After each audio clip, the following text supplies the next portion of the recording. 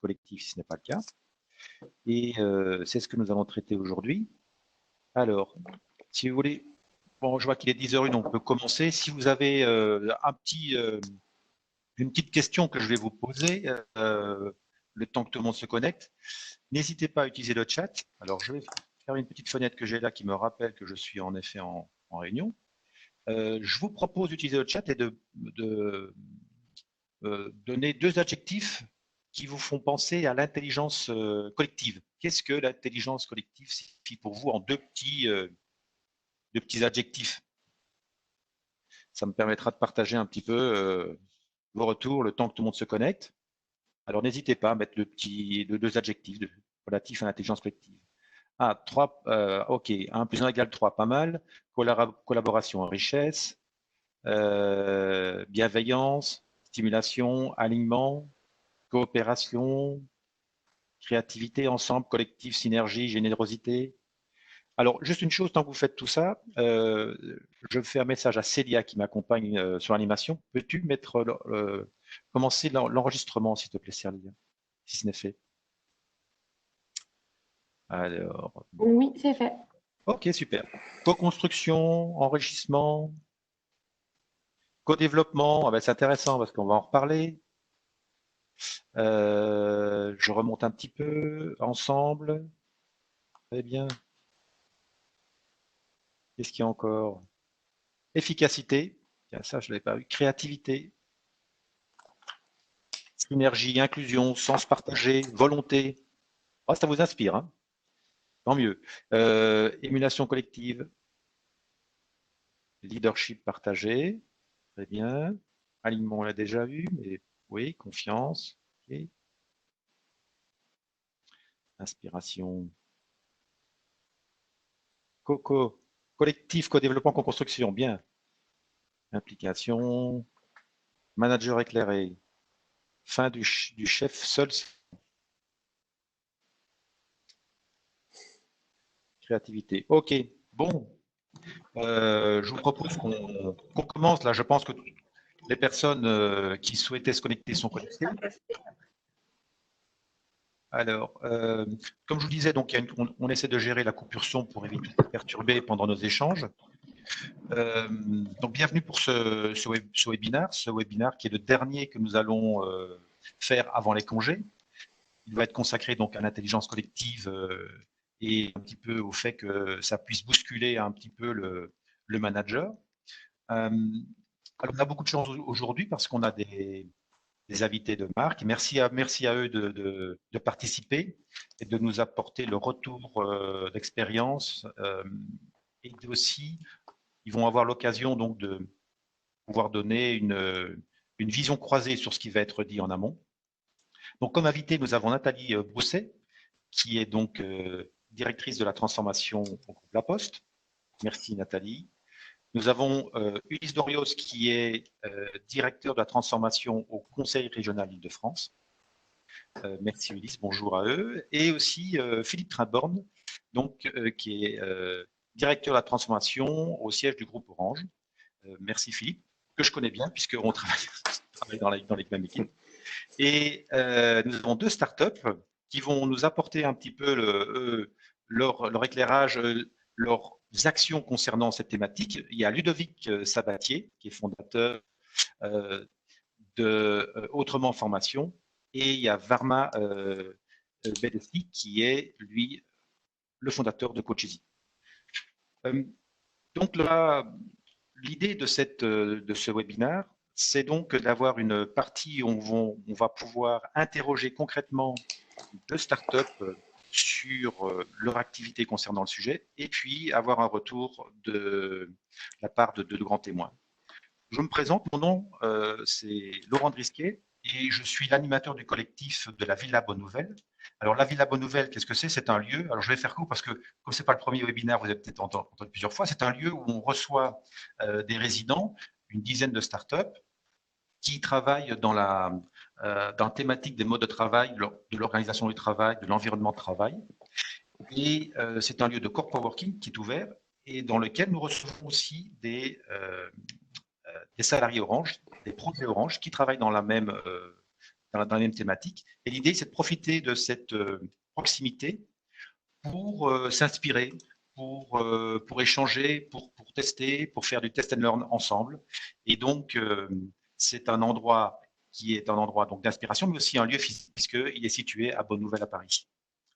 Comme je vous l'ai dit sur la partie du déroulé, on essaye de proposer à la fois une vision large. C'est Philippe Trimbande qui va nous l'apporter en donnant quelques clés concernant l'intelligence collective.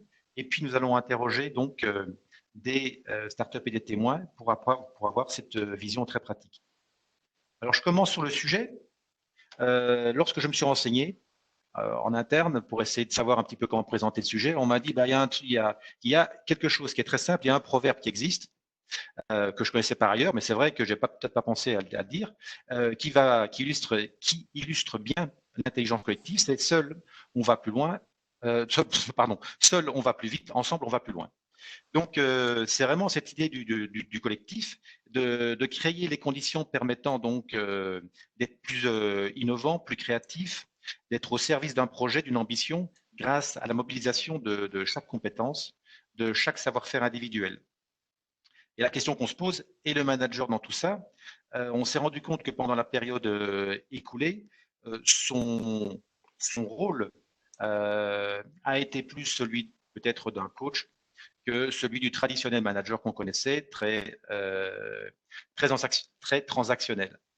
Et probablement d'ailleurs que le retour des salariés sur les sites est dans une organisation normale, entre guillemets, le manager va devoir faire face à des personnes de son équipe qui ont pris des initiatives, qui ont pris de l'autonomie, qui souhaitent apporter et contribuer peut-être plus largement que ce qui était fait jusque maintenant, ce qui pose vraiment le sujet de l'intelligence collective.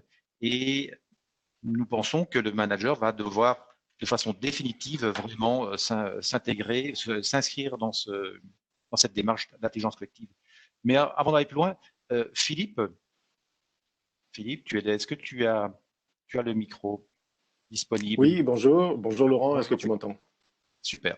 Donc Philippe, tu es directeur de la transformation au siège du groupe Orange. Alors je t'ai demandé de participer là pour que tu puisses nous donner quelques clés pour essayer Alors le sujet est vaste, mais toi, dans ta tour de contrôle, est-ce que tu pourrais nous partager quelle est ta vision de quelles sont en tout cas les clés de l'intelligence collective? Écoute, très modestement, déjà, on va faire une petite introduction sur ce sujet qui est effectivement vaste. Donc déjà, bonjour à toute la villa et bonjour à tous les participants au webinaire. Bon, comme tu le disais, effectivement, Laurent, j'ai la chance de travailler avec une équipe qui accompagne les transformations un peu partout dans Orange. Une équipe qui soutient la collaboration digitale, l'innovation salariée, les évolutions des organisations du travail.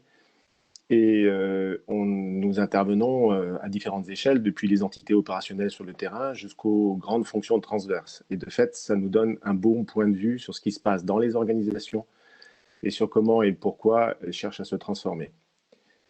Alors, bon, c'est très modeste, hein, c'est un petit constat de ma part, mais les organisations, c'est un peu comme les êtres vivants. Dans un environnement qui change, elles essayent de s'adapter. Hier, elles avaient tendance à se restructurer, à serrer les boulons, à revoir leur stratégie, leur business model. Mais depuis quelque temps, c'est à un autre sujet qu'elles s'attaquent. Elles choisissent de s'attaquer à des transformations qui sont beaucoup plus profondes, et des transformations qui engagent leur organisation du travail, leur culture, leur pratique managériale. Bon, c'est pas un hasard, c'est parce qu'elles ont pris conscience qu'elles n'y arriveraient pas si elles continuaient avec un fonctionnement qui est très hiérarchique, très siloté, assez individualiste, et avec une organisation du travail qui est faite avec ceux qui pensent d'un côté et puis ceux qui exécutent de l'autre. Bon, évidemment, ce type d'organisation est complètement has-been parce qu'il est incapable de gérer la complexité du monde d'aujourd'hui et aussi le désengagement des salariés. Et si tu en doutes, Laurent, laisse-moi te poser une question. Tu me diras si un exécutant obéissant a jamais créé la moindre once d'engagement. Moi personnellement, Je j'en me, doute. je me prononce pas parce que voilà, Bon, en tout cas, on est enregistré, alors je préfère ne pas me prononcer.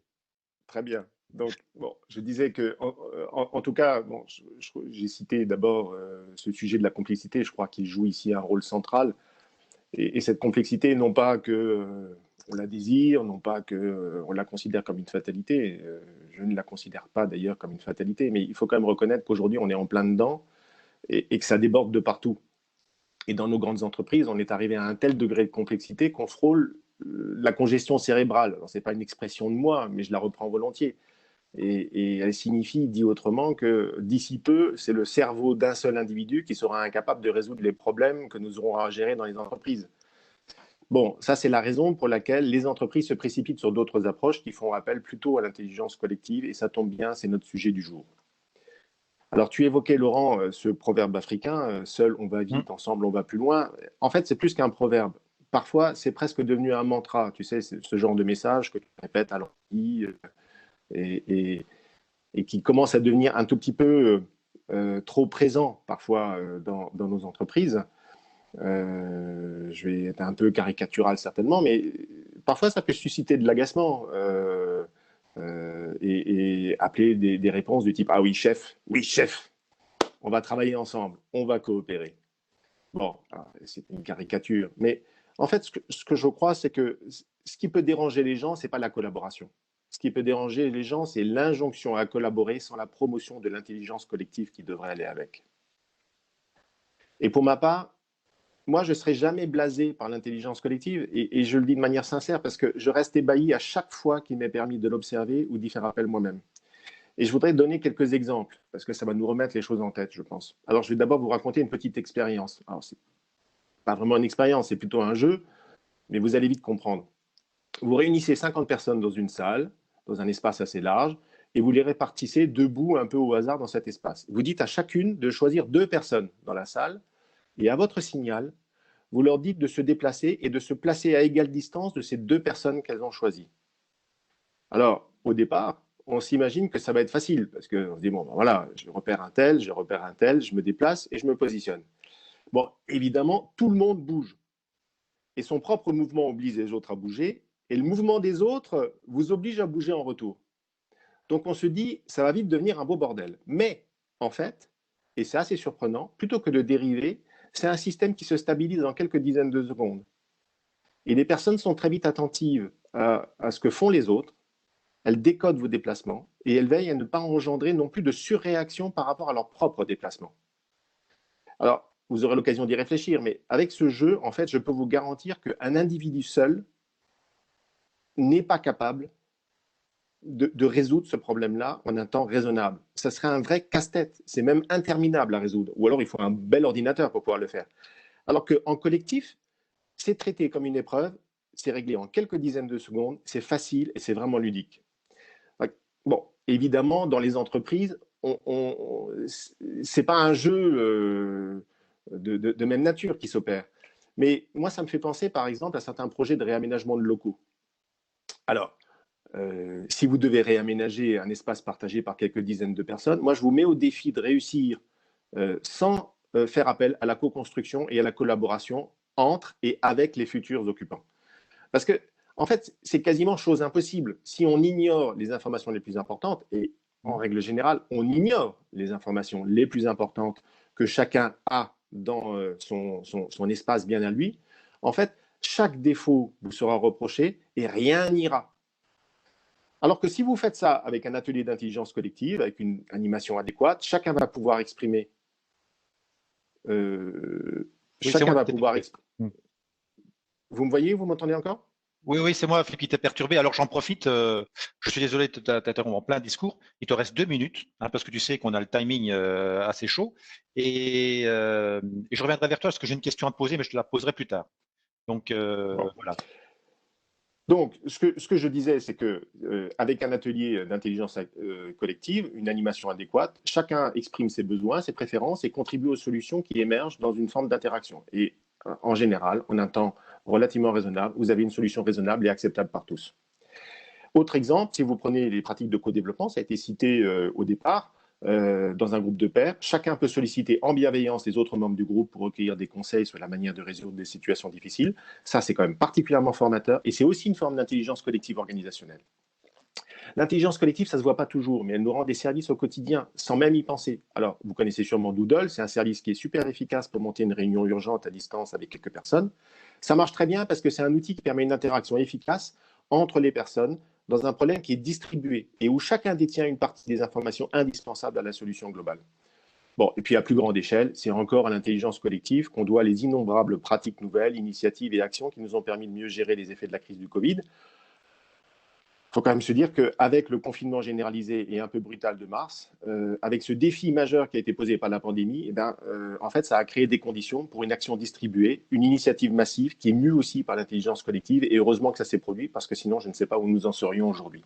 Alors, vous me voyez arriver avec mes gros sabots. Je vais te couper, ça fait partie du jeu, tu le sais, pour garder un peu cette dynamique. J'ai une question pour toi parce que tu me parais très enthousiaste. Et, on avait qu'un petit peu débriefé, mais je la reposerai après coup. Tout cet enthousiasme sur l'intelligence collective, il y a quand même une prudence, certaine prudence, et tu m'avais fait part aussi d'éléments dont il fallait tenir compte, parce que peut-être que tout le monde n'en est pas au même niveau dans une équipe concernant l'intelligence collective. Mais je la garde pour après. Si tu te permets, je te laisse Oui, terminer en un point. oui, oui, j'ai bientôt fini mon propos, hein. Mais ce que je disais, c'était que finalement, avec tous les exemples que je vous donne, moi, je ne mets pas en doute la valeur de ces formes d'intelligence collective, parce que je pense que ces exemples en attestent. Mais par contre, la question que je me pose, c'est pourquoi on ne passe pas plus souvent en intelligence collective et pourquoi parfois ça ne marche pas. Et quels sont les écueils? Alors, d'abord parce que je crois qu'il y a des préalables qui sont essentiels et indispensables pour pouvoir fonctionner en intelligence collective. Il faut d'abord un collectif, alors ça c'est évident, vous allez me dire c'est une lapalissade. Il faut un groupe de personnes qui soient volontaires, si possible pas des clones, parce que sinon ça ne marchera pas. Il faut instaurer un climat de confiance, vous allez voir pourquoi. Il faut un objectif commun, un projet, un problème, sinon vous n'aurez pas de motivation commune et personne ne s'investira dans la collaboration, personne ne va bouger. Et puis, si vous êtes vraiment dans une configuration très distribuée avec un groupe, bah, il faudra aussi un peu d'outils, investir dans un outil pour avoir une communication et des échanges efficaces au sein du groupe, parce que l'intelligence collective, ça repose sur les échanges et sur l'interaction. Et je voudrais insister sur ce point parce que tu l'as soulevé. En fait, l'intelligence collective, ce n'est pas une négation du rôle de manager, ni de sa position de décideur en dernier lieu. Ça, c'est mon point de vue. Et c'est presque ma conviction aussi. Mais elle suppose, de la part du manager, une posture adéquate, sans quoi ça ne peut pas marcher. Pour faire simple, l'intelligence collective, ça s'anime, ça se stimule, mais ça ne se commande pas. Et l'animateur, surtout si c'est le manager, il faut qu'il instaure ce climat de confiance, qu'il facilite, qu'il régule, qu'il écoute, qu'il mette le groupe en bienveillance, qu'il le stimule.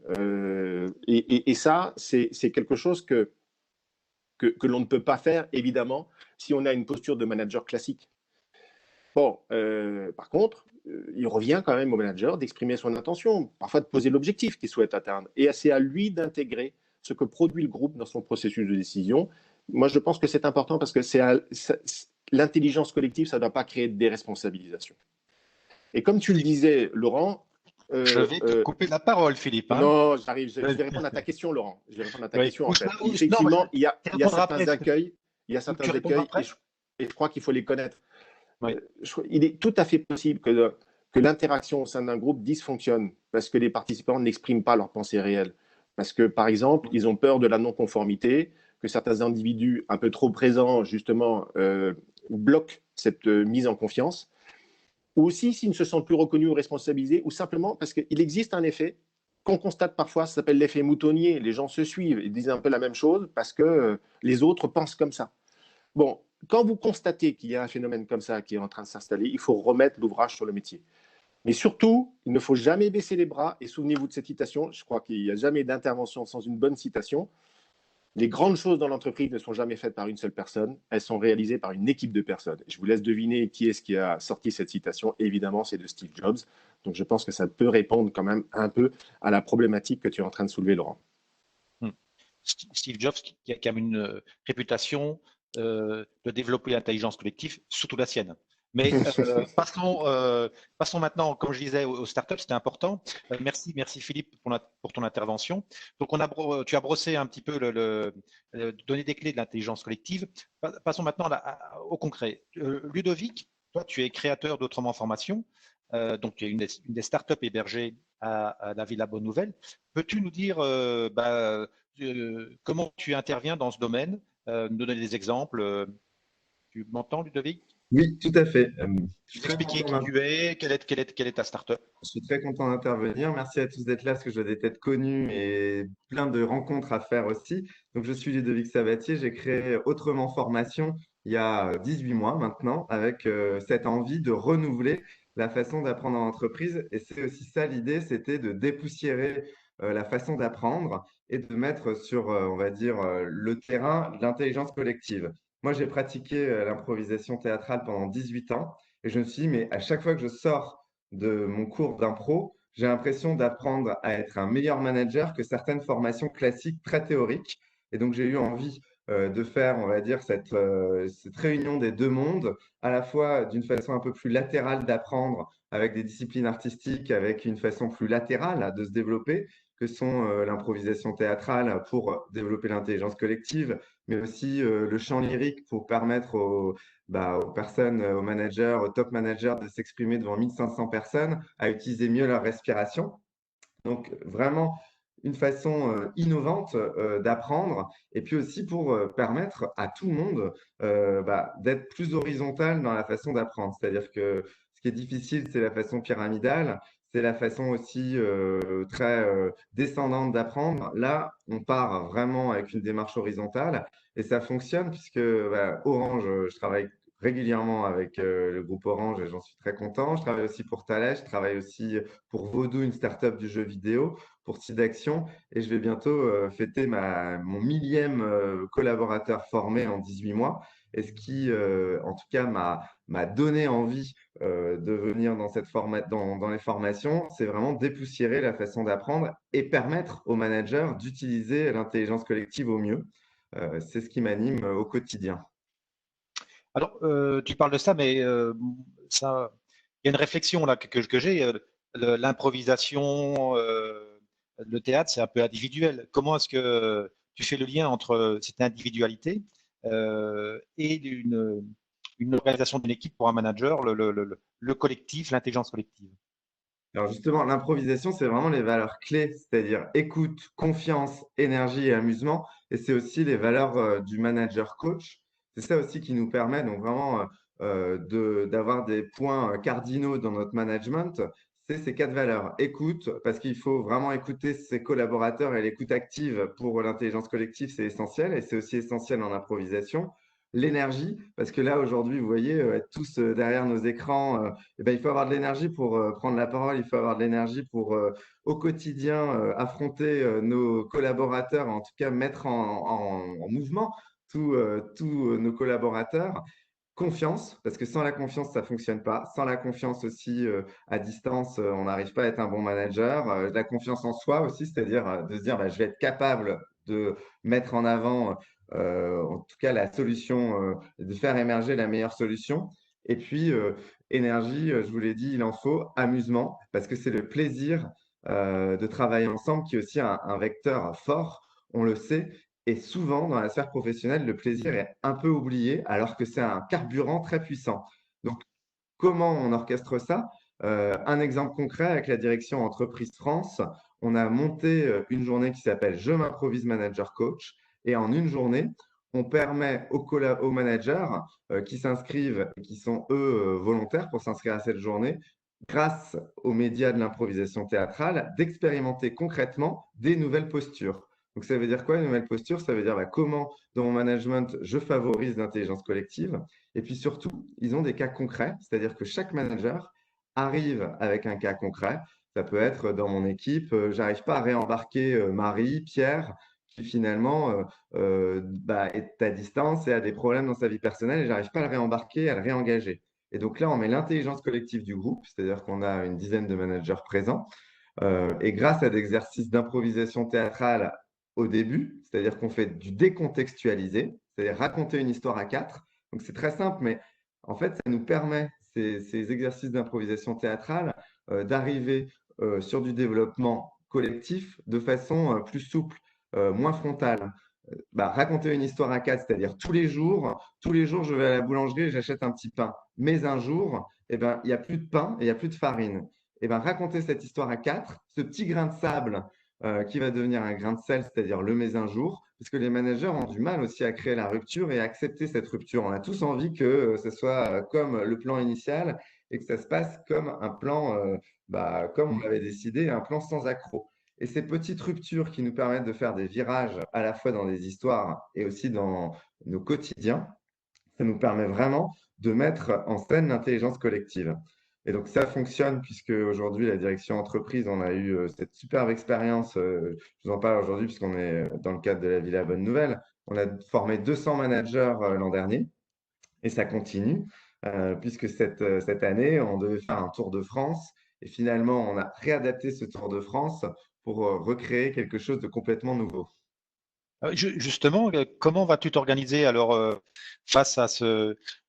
C'était justement un webinaire précédent, pardon, on s'est rendu compte quand même que ce mix présentiel-distanciel allait s'imposer. Et toi, comment envisages-tu de faire de l'improvisation dans ce contexte?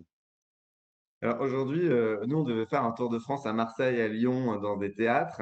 On a réussi à pivoter nos ateliers en présentiel en digital. Et alors, on a complètement repensé nos ateliers en gardant les ingrédients qui avaient fait le succès l'an dernier, c'est-à-dire l'improvisation, puisque c'est difficile aussi à distance d'être aussi actif. Là, vous le vivez tous derrière vos écrans, mais nous, ce qu'on cherche, c'est à rendre les managers actifs au quotidien. Et donc, le fait d'être en visio, ça peut rendre spectateur. Là, on utilise l'improvisation pour que tout le monde soit mobilisé et on a repensé les ateliers en digital. L'avantage, c'est qu'on a même des gens de la Martinique, de la Guadeloupe qui peuvent suivre les ateliers. On a créé un cadre de confidentialité à 5-6 managers, pas plus, qui permet aussi d'aborder les problématiques managériales en profondeur. Et puis, ce qui fonctionne aussi très bien, c'est qu'on a joué de toutes les contraintes. Les idées reçues des formations à distance, c'est statique. On est dans un cadre. On n'est pas intime, on est anonyme.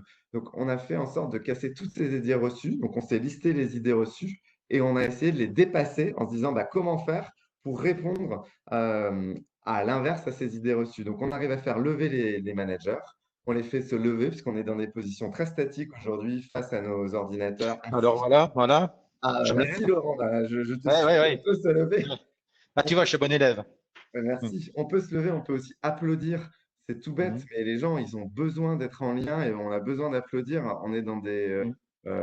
dans des choses qui sont, on va dire, silencieuses. On ne sait pas comment les gens interagissent. Tout bête. Mhm.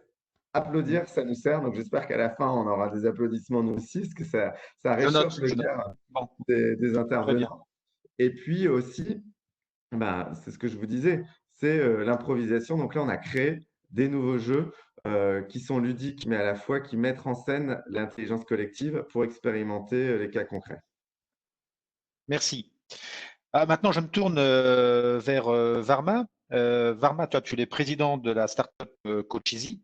Alors, peux-tu te présenter et nous faire part de ton expérience sur l'intelligence collective? Très bien, bonjour à tous. Merci Laurent. Donc je suis Varma, j'ai 40 ans, père de 3 petits loulous. Et en fait, clairement, on l'a vu avec cette crise sanitaire, on est clairement dans un monde de type VUCA, volatile, incertain, complexe et ambigu. On est vraiment dans cette incertitude et pour lesquels aujourd'hui les entreprises vont devoir s'adapter, se réorganiser. Les premiers concernés sont les hommes et les femmes qui les soutiennent. Et mon, un peu la raison d'être de Coach Easy, c'est que chacun dans ce nouveau monde puisse trouver sa singularité au sein du collectif auquel il appartient. Et c'est la raison pour laquelle j'ai fondé cette petite start-up qui est en fait une marketplace qui permet de mettre en relation des entreprises, donc des DRH, des patrons d'entreprise, des execs, avec des coachs professionnels, certifiés, supervisés, et également des facilitateurs de co-développement.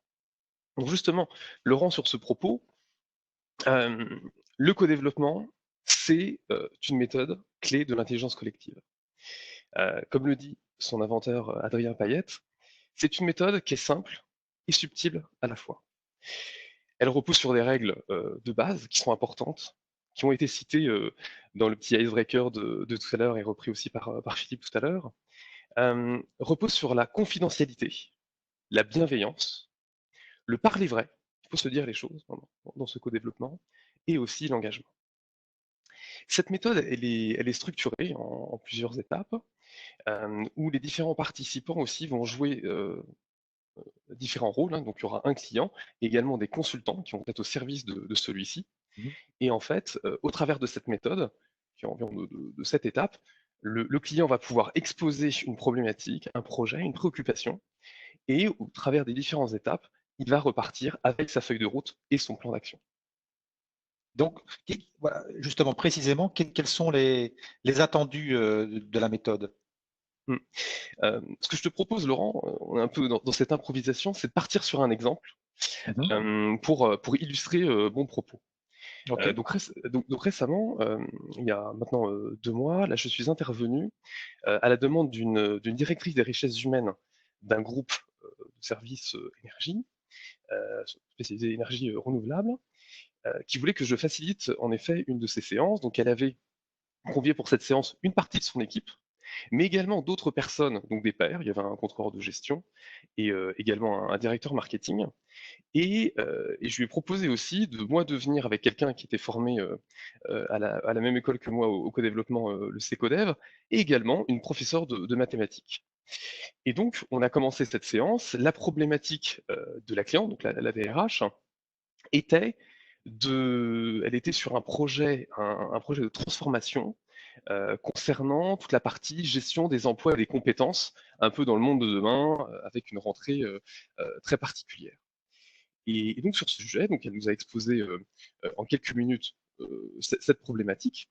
Ensuite, on est rentré dans une étape dite de clarification, où les différents autres intervenants donc, ont ce rôle de consultant, vont poser des questions non subjectives, directes, voilà, hein, à la cliente pour justement éclairer cette situation.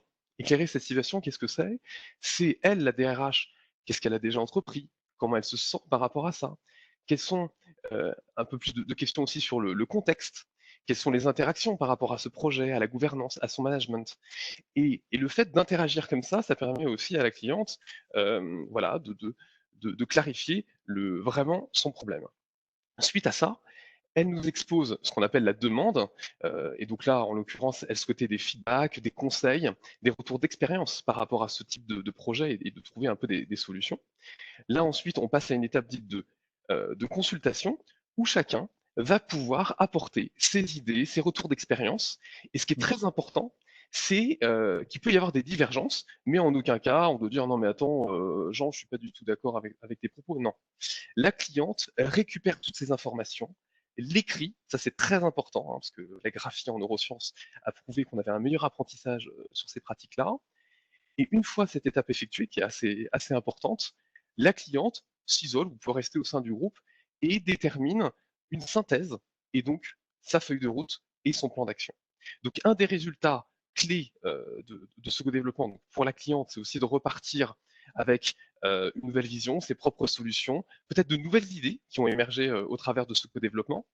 Et ensuite, on a cette étape de régulation qui permet de voir au sein du groupe qu'est-ce qui a bien fonctionné, qu'est-ce qui a moins bien fonctionné. Moi, j'étais un peu frustré parce que je voulais poser cette question, mais un tel a peut-être pris plus la parole.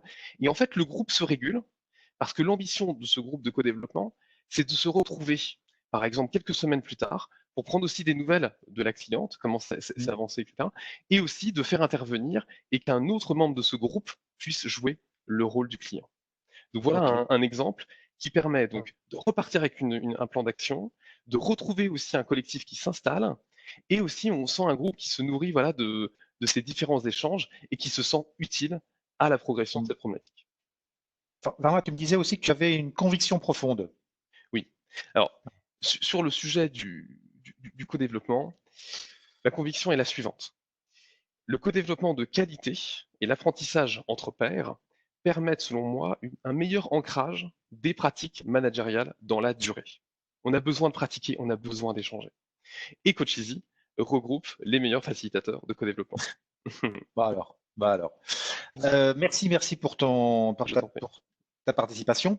Alors maintenant, il est grand temps d'interroger nos témoins. Alors surtout que le temps, voilà, je parlais du temps, on était un petit peu en retard sur ce qui était prévu, mais je le dis à nos grands témoins, vous avez 10 minutes devant vous chacun pour pouvoir. C'est important d'avoir votre contribution. Alors je vais remettre en partage. Hop là, voilà, vous devriez avoir l'invitation. Ok. Je pense que vous devez voir maintenant l'invitation. Donc l'idée, très cher grand témoin, merci beaucoup d'être là. Justement, votre vision, votre avis sur ce qui vient d'être partagé, c'est important. N'hésitez pas à nous faire part un petit peu peut-être un petit peu de critique ou des choses que vous trouvez positives dans ce qui a pu être dit. Et puis de votre côté, ce qui nous intéresse vraiment, c'est votre retour d'expérience. Alors je propose Nathalie Bousset, vous êtes directrice de la transformation au groupe La Poste. Je vous laisse la parole et voilà, vous avez 7 à 10 minutes devant vous pour vous exprimer. Merci. Bonjour à tous, ravi d'être parmi vous aujourd'hui. Effectivement, l'intelligence collective, alors, pour ma part, est vraiment une conviction profonde et ce sur quoi je m'efforce toujours de travailler avec les différentes équipes et sur les différents projets que j'ai pu animer. Il se trouve que finalement, cette notion est présente dans les entreprises depuis longtemps, à mon sens. Et j'ai l'habitude de dire que pour La Poste, qui est une start-up de 600 ans finalement, c'est très important. C'est un des leviers finalement de sa transformation dans un contexte social qui reste apaisé, même s'il y a des tensions que peuvent connaître les grands groupes.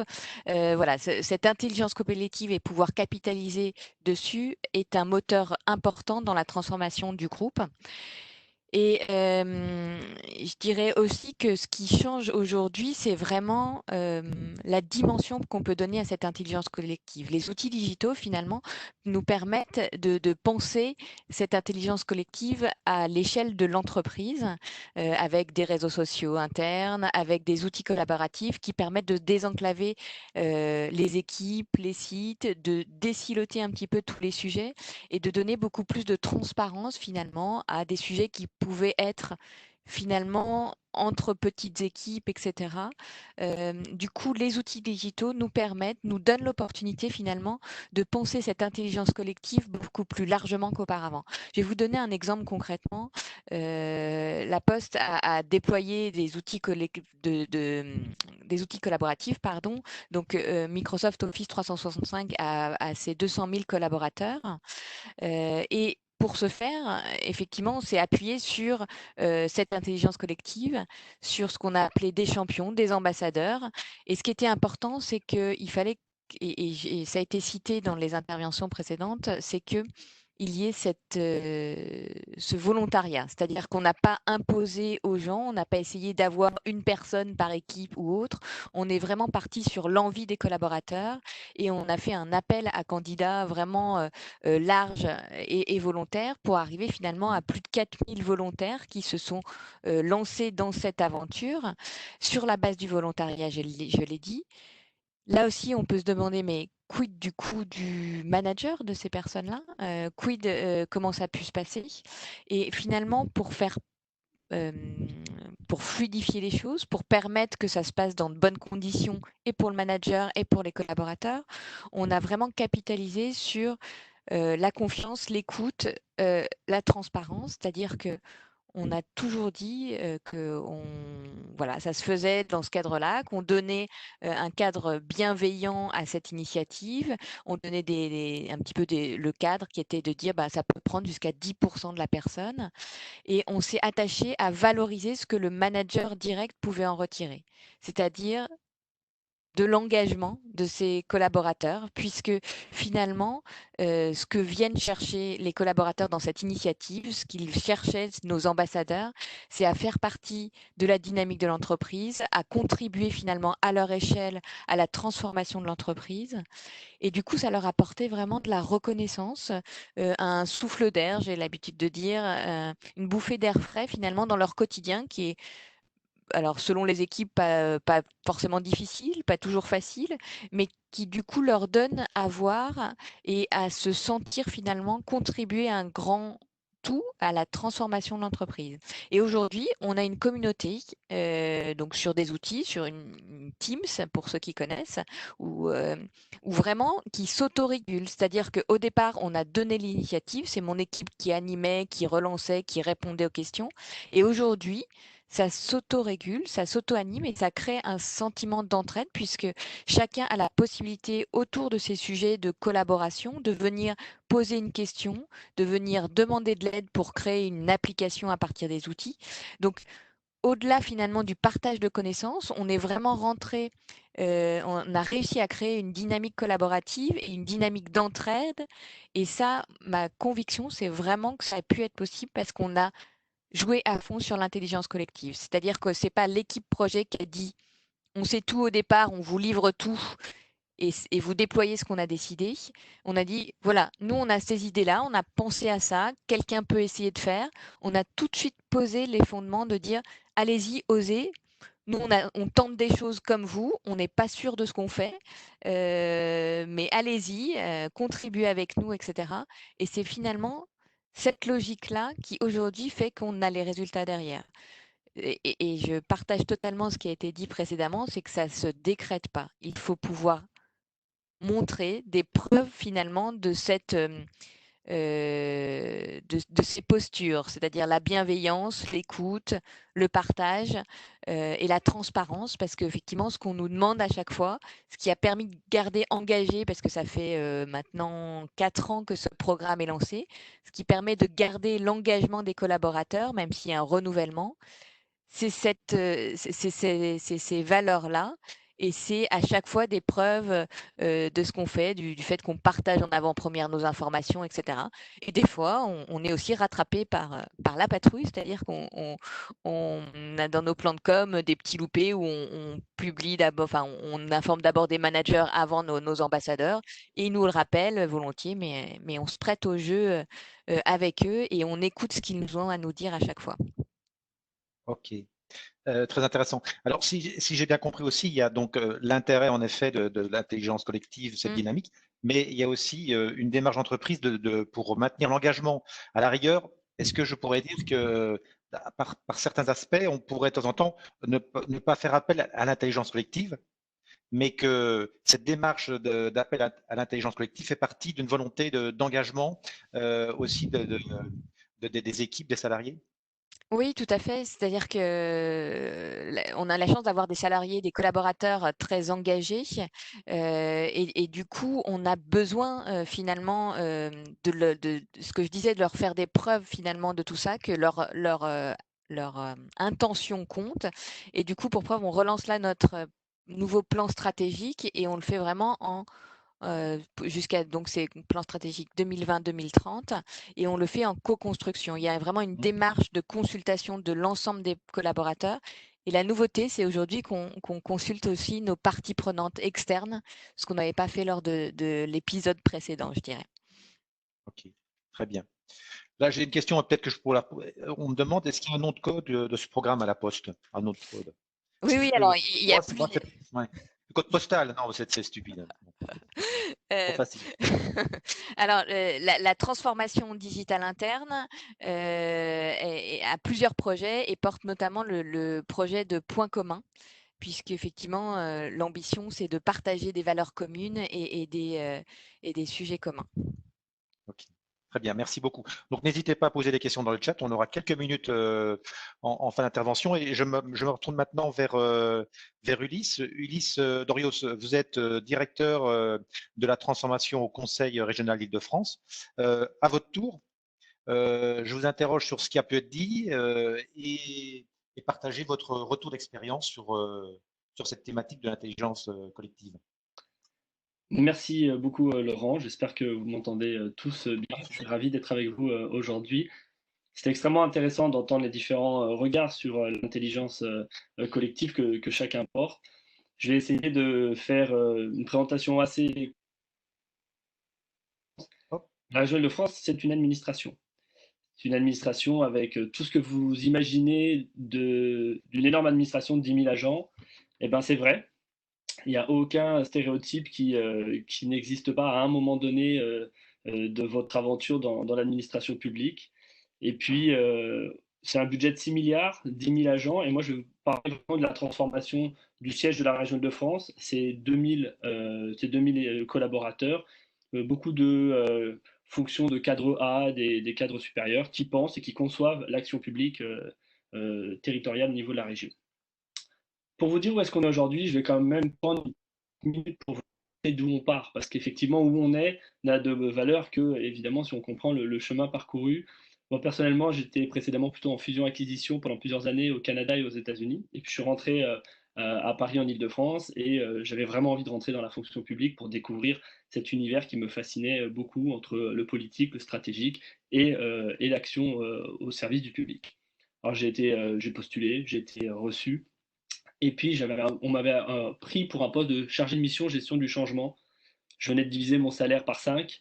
J'avais un appartement désormais de 20 mètres carrés qui me coûtait 1500 euros par mois. J'arrivais à Paris, je découvrais un peu tout. Et puis, j'ai été accueilli dans le bâtiment des Invalides, dans le bureau de la DRH. Et le premier jour où elle m'a accueilli, mes premières heures, c'était il y a 4 ans. La présidente Valérie Pécresse venait d'être élue. Et elle avait dans son programme de campagne 2 actions, déménager le siège de l'autre côté du périphérique et un certain nombre de suppressions de postes au siège. Et donc, je me suis engagé pour accompagner ce changement qui me semblait assez intéressant.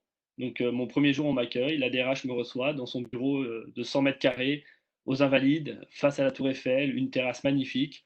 J'étais très impressionné. C'est un bureau dans lequel on trône, hein, c'est pas un bureau dans lequel on travaille. Et j'étais impressionné. Je me suis dit, bon, bah, effectivement, ça paye très mal, la fonction publique, promesse tenue. Mais j'étais très optimiste. Ça, je pense que c'est un vent d'Amérique du Nord qui soufflait encore en moi. Et elle m'accueille, elle est très aimable. Elle me dit, un chargé de mission va vous emmener à votre bureau.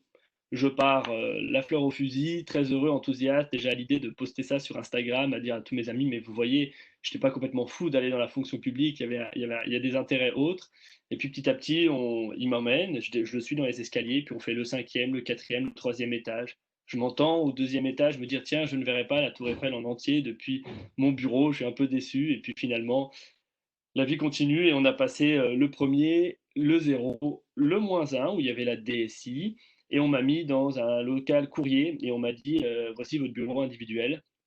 Et donc ça c'était ma première 30 minutes dans la fonction publique où très rapidement on m'a amené un ordinateur qu'on m'avait dit mais vous inquiétez pas il est portable et puis j'ai vite compris qu'en fait le un chariot. DSI me l'a amené avec un chariot. Donc déjà quand on vous amène votre ordinateur portable avec un chariot, méfiez-vous. Et il m'a dit je suis désolé j'ai plus que ça mais vous inquiétez pas il marche.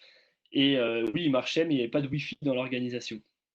Et donc, en fait, il n'était absolument pas portable. Donc, ça faisait moins d'1 heure que j'étais dans l'administration publique et on m'avait mis à la cave avec un ordinateur qui n'était pas portable sans Wi-Fi. Ça, c'était où on était il y a 4 ans. Et donc, ce qu'on a fait rapidement, les 6 premiers mois, on a acté le déménagement du siège du cœur de Paris en Seine-Saint-Denis, donc au bout de la ligne 13, pour ceux qui connaissent. Donc, dans un nouveau territoire, c'est vraiment très difficile comme impact de prendre la ligne 13 chaque jour. On a annoncé l'open space et donc 0 bureau. Et donc la bureaucratie, c'est le pouvoir du bureau. Donc désormais, il n'y a plus aucun bureau dans une administration de 2000 personnes. On a déménagé en 2 ans. On a aussi supprimé 50 postes par an au siège. Donc ce qui veut dire que nous étions 2000 au départ en 2016. Nous sommes aujourd'hui 1730 agents à la région. Et puis nous avons supprimé 5 jours de congés par an pour tous les agents dans le cadre d'une réforme du temps de travail. Et puis nous avons mis en place le télétravail très rapidement au bout de 6 mois, 2 jours par semaine pour tous les agents du siège. Donc tout ça pour vous dire que ça a été énorme comme changement. Ça, c'est moins de 8 mois. Et au bout de 8 mois, on avait à peu près 1000 agents qui ont manifesté, qui ont bloqué l'entrée du conseil régional. Sur 2000, c'est énorme. Et donc, évidemment, on était affiché dans toute la presse nationale, ce qui a mis énormément de tension sur le projet. Ça, c'était en 2017. Okay. Laurent, vous voulez dire quelque chose ? Oui, je voulais dire, pour essayer de ramener un peu sur l'intelligence collective, donc ça, c'est le contexte. Ouais. Et au niveau de le... Oui, tout à fait. J'y vais de suite. Et en fait, c'est pour répondre. Je fais le lien avec ce que Laurent a amené sur comment on crée les conditions d'innovation. Exactement. Mais je vais passer par ce que Philippe a dit tout à l'heure en disant il y a une dichotomie entre ceux qui pensent et ceux qui font. Et en fait, c'est ça qu'on a voulu impulser dans notre changement, dans notre transformation, c'est de faire confiance aux équipes, s'intéresser à ceux qui font réellement pour leur donner les moyens de faire. Et en fait, cet enjeu-là, nous, on a notre mantra, c'est ceux qui savent sont ceux qui font.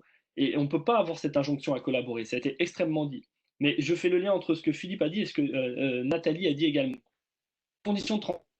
Quand vous êtes dans un bureau de 100 mètres carrés, que vous avez 3 portes qui vous séparent de vos équipes, que la hiérarchie, elle est imposée symboliquement par des choses extrêmement fortes, comment vous voulez créer les conditions de transparence ? Alors oui, on peut faire du Teams et on peut faire des groupes de travail, mais si dans la vraie vie, déjà vous avez créé une distance dans les espaces de travail parce que le pouvoir est réparti par l'appropriation du bureau, par qui a accès à telle salle de réunion. Donc la transparence, elle est multidimensionnelle. Et donc nous, on a voulu faire tomber les cloisons, briser les silos, donner des espaces ouverts pour qu'ensuite l'ouverture dans l'espace digital, elle soit aussi concrète, ancrée dans le réel et que cette transparence, elle ne soit pas uniquement dans l'univers digital. On l'a voulu également dans les espaces de travail. Et je pense que ça, c'est important pour faire effectivement le lien sur l'intelligence collective. Ça ne se décrète pas, mais on n'est pas capable de créer ces conditions si elles ne sont pas incarnées dans le réel. Et donc, cette transformation au siège, aujourd'hui, par exemple, donc nous sommes à Saint-Ouen, tout est ouvert, tout est moderne. Quand on a accueilli récemment les équipes de Waze, ils nous ont dit ah ça ressemble à notre HQ, donc on était un peu fiers aussi. Et puis c'est aussi un lieu dans lequel, ben, en fait, oui, on fait du flex office, il n'y a plus aucun bureau individuel, donc ça a changé le rapport managérial. Et je pense que ça, à la fois Ludovic et Varma en ont parlé, sur dire que effectivement la DRH, elle est au cœur de ces enjeux de coopération, mais elle doit penser l'organisation pas uniquement dans l'univers du travail qui est la structure, mais aussi dans ce que veulent les gens. C'est-à-dire, si vous n'êtes plus attractif, vous n'aurez jamais ces talents qui font en sorte que vous avez la diversité qui vous permet d'innover. Dans la fonction publique, nous, on avait des postes ouverts 2 ans et on avait 0 personne qui postulait dessus. Donc les gens avaient bien compris qu'il ne fallait pas venir travailler chez nous parce qu'on se dit c'est poussiéreux, il y a plein de dossiers papier. Et donc je profite tout de suite pour vous dire que derrière moi, ce ne sont pas les bureaux de la région de France, mais je travaille depuis la maison. Et donc voilà, c'est vraiment, il faut être capable d'avoir une offre qui répond aussi aux enjeux de la société. Et avant, nos bureaux, c'était une rigidité dans une structure qui était figée. Aujourd'hui, nos bureaux, c'est un levier d'agilité pour transformer le rôle managérial. Maintenant, votre manager, il est au cœur des équipes. Mais physiquement, de vrai, cette intelligence collective, elle commence aussi par une recomposition et une réinvention du rôle managérial. Et je crois que, Ludovic, je fais le lien avec vous. Moi, je suis à la Ligue d'improvisation de Paris depuis plusieurs années. Et je crois effectivement que les conditions de confiance et d'écoute, elles sont essentielles pour créer ce socle justement de relations managériales bienveillantes qui nous permet d'envisager la coopération et l'intelligence collective. Est-ce que Laurent, ça va? J'ai répondu à votre question? Oui, alors il y a le contexte, on a bien compris, donc et cette évolution nécessaire qui se traduit à la fois par les bureaux, par les réseaux, par les outils, qui vous ont permis d'ailleurs en préparation là, on vous a parlé des rituels que vous avez mis en place qui sont adaptés donc à ce qu'on pouvait vivre. Et il y avait la conférence des encadrants, c'est ça quelque chose? Vous pouvez nous en dire plus sur ces rituels et en particulier cette capacité que vous avez eue justement collectivement de répondre à la crise? Alors, effectivement, sur la crise, c'est intéressant parce que nous, on a eu un coup de main formidable de la part de la RATP et de la SNCF comme catalyseur de transformation. Avec une grève de 8 semaines entre décembre et janvier, on avait fait du télétravail à 100% pour 5 jours par semaine pendant 8 semaines pour tous les agents. Et donc, du coup, on avait vraiment dématérialisé profondément. On a dématérialisé tous nos papiers. Avant, on imprimait 11 millions de feuilles de papier par an. Aujourd'hui, moins d'1 million et à la fin de l'année, moins de 100 000. Donc, on est extrême. La mobilité, on l'a pensé par les outils, par les pratiques, par les carrières, par le management. Et donc, effectivement, on a eu cette chance d'être déjà assez bien préparé au moment où le Covid est arrivé, puisqu'on sortait de 8 semaines déjà de full remote où tout le monde travaillait à distance depuis longtemps. Et donc, on avait créé des rituels à ce moment-là. Et ces rituels, c'était par exemple des RH qui pouvaient prendre la parole tous les 3 jours avec l'ensemble des managers, 250 managers à la région. On sait que le premier facteur d'engagement des équipes, c'est le sentiment de participer à la stratégie. Ça revient sur ce qu'on a dit tout à l'heure, c'est-à-dire, oui, on ne peut pas imposer la coopération, mais l'individu, il ne va pas se projeter dans un enjeu de coopération s'il n'y voit pas un intérêt, s'il n'y voit pas un sens. Donc, on doit faire participer les équipes à la stratégie de l'organisation. Et pas juste dire, oh, on vous consulte. Non, il faut qu'ils soient acteurs. Et donc, il faut accepter de diminuer notre part de pouvoir pour en offrir à d'autres. Et la DRH, dans ces réunions, ce n'est pas juste dire, je vais vous dire ce qu'on va faire, mais je vous pose les questions pour voir aussi comment on va faire. Et vous pouvez prendre des décisions collectives avec l'Axoun à un très grand nombre. Et c'est ce qu'on a fait lors de la crise du Covid, où on se parlait du coup tous les 2-3 jours, la DRH avec les 250 agents, et on utilisait Klaxoon pour dire, bon, bah, tiens, en ce moment, on a tel enjeu, qu'est-ce qu'on doit faire? Est-ce que vos équipes qui sont en télétravail, elles ont besoin d'avoir des imprimantes qui fonctionnent, ou est-ce qu'ils ont besoin d'avoir un nouvel écran à domicile, est-ce qu'ils ont besoin d'avoir des espaces de tiers-lieux pour se retrouver, de quoi ils ont besoin. Et ça, vous le savez quand vous posez la question finalement à ceux qui font réellement, et les managers sont à la première ligne de pouvoir justement nous dire réellement les choses. Et ils nous ont dit des choses qui ne nous faisaient pas plaisir, qui nous ont coûté cher, mais qui étaient extrêmement utiles. Et c'est pour ça que finalement, écouter le terrain, c'est aussi accepter d'être dans l'inconfort, parce que ce qu'on avait projeté comme idéal pour les autres, c'est pas forcément ce dont ils ont besoin. Et donc, des fois, ça rend le métier moins intéressant, puisqu'on se dit, ah oui, mais moi, j'avais un grand plan digital, numérique, avec du big data. Et eux, ils disent, non, non, non, en fait, moi, j'ai besoin de la 4G chez moi, et j'ai besoin d'une bonne connexion Wi-Fi. Et donc, on commence par ça, et après, on parlera de ton big data. Et c'est accepter ce pragmatisme de gestion et d'affaires qui rend les choses parfois moins spectaculaires dans la communication et dans la visibilité, mais qui, en termes d'engagement et en termes d'encapacitation des équipes, est extrêmement puissant comme levier. Parce que d'un seul coup, on s'intéresse à ce que eux vivent, à ce que eux ont besoin, à ce que les équipes doivent avoir comme capacité d'action. Et après, la manière dont ils réalisent leur mission fait tellement de sens que leur engagement peut vous dépasser. Et c'est pour ça que nous, notre stratégie, c'était de dire on va libérer le travail. Et libérer le travail, j'adore le mot, on est pour, on est contre, mais on n'est pas neutre. Et la pire des choses pour une stratégie, c'est que finalement les équipes disent bon, bah ok, ouais, ça va quoi. Non, là au moins quand on est contre, on s'assoit ensemble et on retrouve ce qu'on a dit tout à l'heure entre ce que Ludovic et Philippe ont dit, on négocie ensemble. On se met autour de la table, on dit mais alors qu'est-ce qui ne va pas? Et donc on accepte de construire un accommodement raisonnable. Et puis ceux qui sont pour, ils vous emmènent encore plus loin que ce que vous auriez pu imaginer. Et c'est là où on retrouve votre proverbe africain, où on va plus loin parce qu'on est ensemble. Mais la pire des choses, c'est de proposer une convergence des énergies qui finalement ne fasse pas réagir l'émotion des équipes. Et je crois que là-dessus, au moins avoir une stratégie forte, claire et un peu clivante, c'est aussi une manière d'engager le dialogue sur ces éléments-là. Alors, il nous reste peu de temps, on essaie de vraiment d'être calé sur le sang, donc merci beaucoup, c'est parfait. J'ai une question à vous poser deux grands témoins que j'aimerais poser simplement, c'est pour vous, qu'est-ce que c'est, puisqu'on c'était lié au manager, qu'est-ce que c'est que le manager, qu'est-ce qu'on peut attendre du manager de demain en une minute, Ulysse, par rapport à tout ce que vous avez pu vivre et au retour d'expérience que vous avez là, ça probablement peut-être qu'il y a eu une translation des attendus. Pour vous, qu'est-ce que c'est qu'on peut attendre d'un manager qui travaille dans l'intelligence collective? C'est très compliqué aujourd'hui de retrouver un intérêt à devenir manager. Vraiment, faut être assez honnête et il faut dire les choses. Il n'y a aucun intérêt à devenir manager dans la fonction publique aujourd'hui. Vous avez 2 fois plus de problèmes et vous avez 100 € de plus par mois. Et vous avez le stress, vous avez toutes ces difficultés qui sont des dysfonctionnements de l'organisation. C'est pas vous, c'est des dysfonctionnements des grandes organisations traditionnelles. Et vous subissez ça, mais il n'y a plus aucun intérêt à être manager. Et partant de ce constat-là, il y a une urgence vitale à repenser justement le rôle du manager. Et avant, le symbole de réussite, c'était l'accès à un bureau, l'accès à son assistante, l'accès. Et donc là, vous rigidifiez encore plus ce qui est déjà figé dans le sol.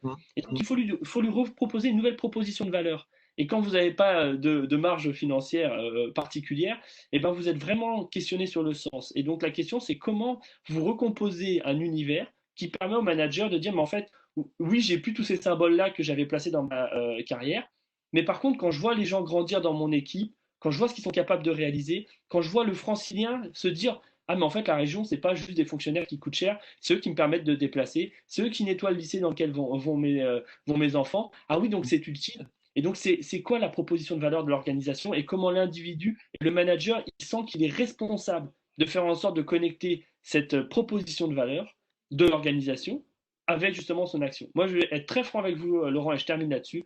Je ne peux pas vous dire que notre transformation, c'est un univers d'harmonie. C'est pas vrai. On n'est toujours pas d'accord. On n'est toujours pas d'accord, on est toujours en conflit. Sauf que, au lieu d'être en conflit sur qui est-ce qui a le plus grand bureau, on est en conflit sur quelle est la stratégie qu'il faut faire pour déployer la télémédecine dans les déserts médicaux. On n'est pas d'accord sur comment nettoyer les lycées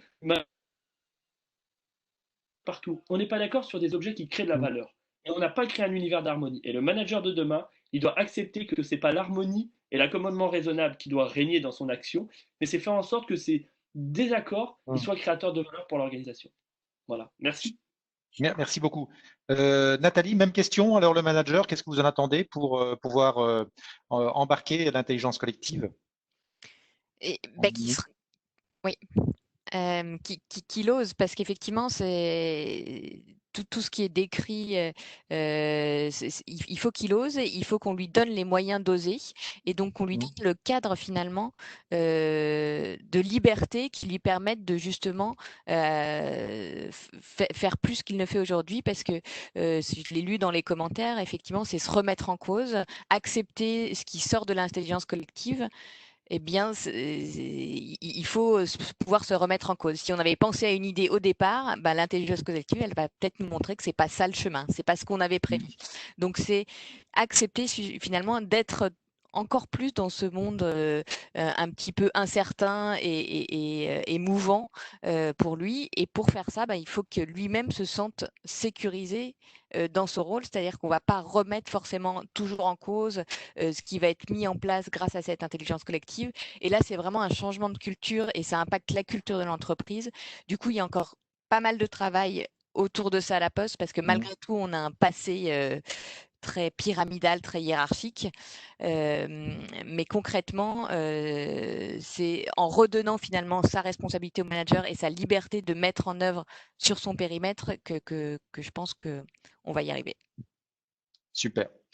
Merci beaucoup. Alors voilà, ça clôt nos webinaires qu'on a lancés donc suite à un article qu'on a publié dans Forbes justement sur des thématiques liées à cette crise qu'on a tous vécue. Voilà, on est face à quelque chose de nouveau. Les rentrées commencent. Alors, je ne sais pas si c'est le cas de vous, mais enfin, nous, au niveau d'Orange, on commence un petit peu à accueillir de nouveau le personnel. Euh, Nous, on va d'ailleurs bâtir sur le retour de tout ce qui a pu être dit là, durant nos échanges de webinaire. On va bâtir un plan d'action pour travailler donc, sur ces sujets-là à la rentrée. Voilà, encore merci vraiment. Merci à tous les participants, merci à nos grands témoins, vous aujourd'hui, ceux des autres fois, à ceux qui ont écouté. C'était un très grand plaisir. Je vous souhaite de très bons congés. Bravo Laurent. Bravo à J'espère tous. vous retrouver à la rentrée. Et puis voilà, pour autre chose. Et puis on peut tous applaudir, voilà, on peut mettre le son. Hein, et congé à tous. Bravo. Merci. Ciao.